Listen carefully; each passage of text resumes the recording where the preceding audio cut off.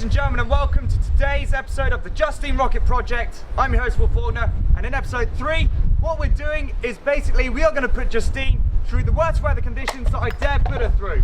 And as you can tell, because she just flew over, it's very, very windy today. Wind speeds are getting up to 20 miles an hour, and if you're a Rocketeer like myself, you know that that is just way too windy and you don't do it. But the Justine rocket needs testing. We need to make sure she can withstand these conditions. So what we're going to do today, we are going to finish the development of Justine because, as you can probably tell, she's in the middle of her next development process. And then we are going to launch her and see how she fares. Let's repair her first, then we'll get on with it. I got 8 little fingers and only 2 thumbs. Will you leave me in peace while I get the job done? Can't you see I'm working?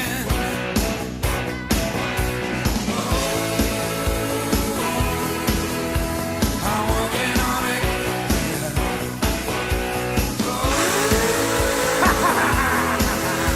I'm working on it. Well, they're coming from above me and they're coming from below. They're in there right behind me everywhere that I go. My buddy's screaming down the telephone line and said, give me, Rocket give me, Pursuit, give me, attempt number 2 in 3, 2, 1, fire.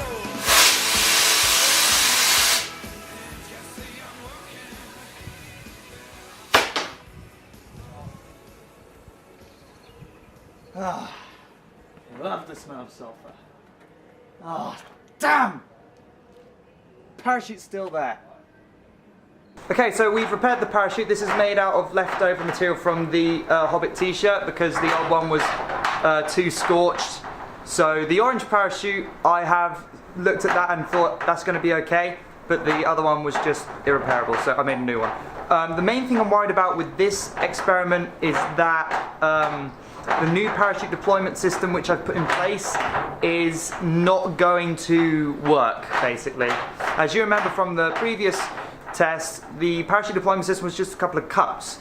What we've done this time, we've got the engine mount, then we've got this small tube where we can put some wadding, which is just basically tissue. It basically prevents the fire from reaching the parachute and scorching it like it did in the last test. And then we've got recycled firework parts, which just basically is for housing the actual parachute itself. The nose cone pops right off, and then the parachute will come out and hopefully stop the rocket. But what I'm worried about is that this new system won't work. We'll see. There are these very ominous looking clouds over here, as you can see, and sort of the edge of it is coming in our direction. This sort of region here sort of coming in our direction, so whether it's going to rain or not is a bit of a gamble, but we're set up, we're good to go. We're just going to go for it and hope for the best, really. Alright, fingers crossed. Alright, we're going. Bad weather test for Justine Rocket in 3, 2, 1, fire! Oh no! No, no, no, no! No! Oh god, that sounded bad. Oh no, no, no, no, no, no, no, no. No, no, no, no, no. Oh god. Oh no.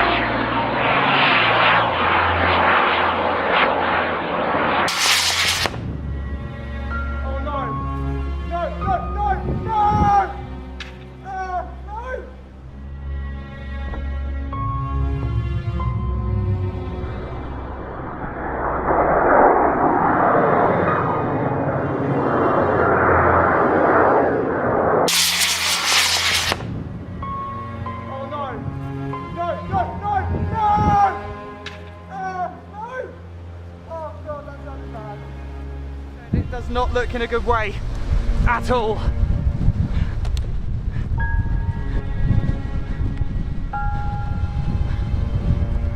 Oh, please be okay. Oh God. Oh no. Oh God.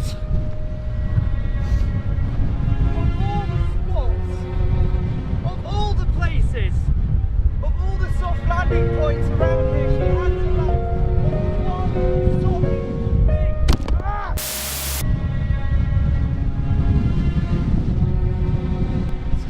Serious amount of bad luck involved here, ladies and gentlemen. I mean, this field and the regular launch field just behind that fence, you know, these two fields combined are a few acres of land.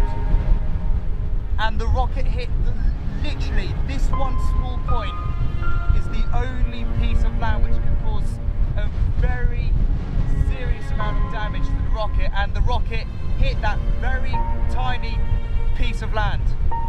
I don't even want to know how much force was involved at the impact, because I'm looking at the impact point here and there is a serious amount of crushed PVC with the damage that the rocket got before.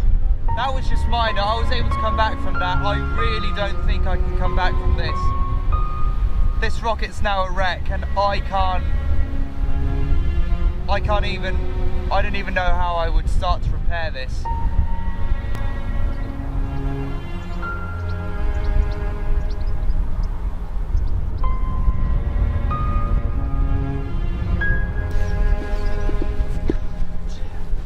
The one spot. Unbelievable, Will. You couldn't. Like a. Car key size. What, you mean like this size? You know, like this thing here, like this size here. That's it. God, I'm brilliant, aren't I won't lie, I'd given up hope, but somehow the Mobius survived. That is quite astonishing, given that it was in the front third of the rocket and pretty much the rest of the front third of the rocket disintegrated on impact. But here's the Mobius. That makes me a little bit, just a little bit happier, knowing that the camera survived. But the rest of the rocket is still, yeah. Alright, ladies and gentlemen, so it's the day after, and as you can see, we've got the wreckage here. If the Justine rocket had landed on a patch of grass, as we saw from the first test flight, the chances of her surviving that would have been quite high, because for the first test flight, she burrowed into the ground and she got a bit of mud, but that was pretty much it. That wasn't the case. What the Justine rocket hit was effectively just over 1 meter squared manhole cover and the concrete surrounding the manhole cover. The Justine rocket had acres of land to fall into, and it decided it was going to fall on the one piece of land which was going to cause the most serious amount of damage: concrete. The impact was so severe that it chipped the concrete where the rocket actually landed. PVC was instantly turned to pretty much dust. The trouble with rockets is that you just let them go and then they're going to do what they want. Controlling a rocket isn't that easy unless you're someone like SpaceX or NASA. But in this case, the odds were just against us, I suppose. So, a lot of you are now probably thinking the rocket's wrecked. Where can the project move on to? Because I can't fix this.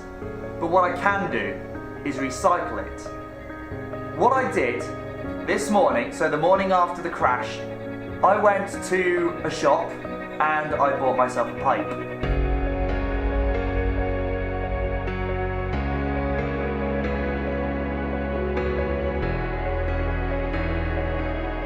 But all you need to know for the time being about this new pipe is that this is the backbone of Justine Mark II, and this is what's going to get the project back on track and underway again.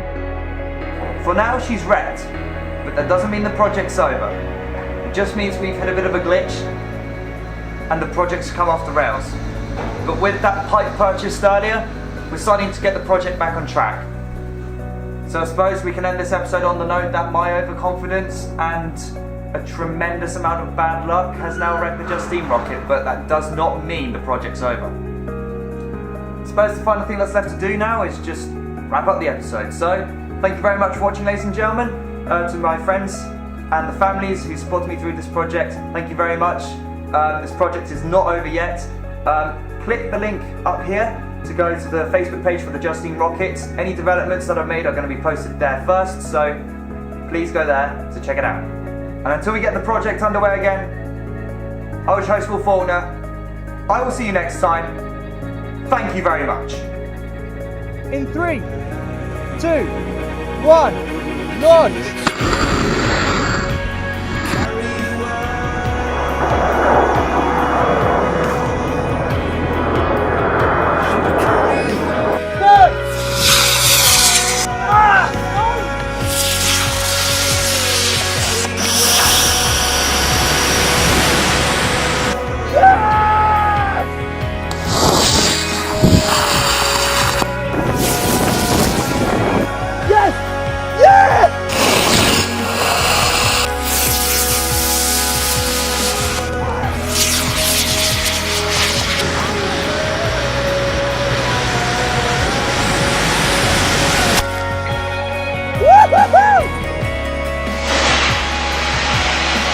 Yes!